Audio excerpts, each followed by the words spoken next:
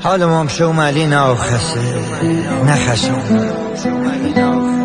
نخشم مثل همو آدم بدبختی که تش بیفته من گرمه تقدی من کفرش، مثل دالویی که امیدش و یه مرغی بویه و همو مرغ ببینه یه باشه و بورش.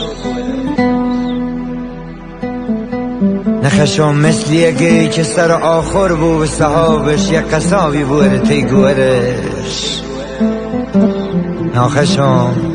ناخشم مثل گادیم با خورهتی زیر خاری که تش برقی بزنه تش بگیره همه دور برش.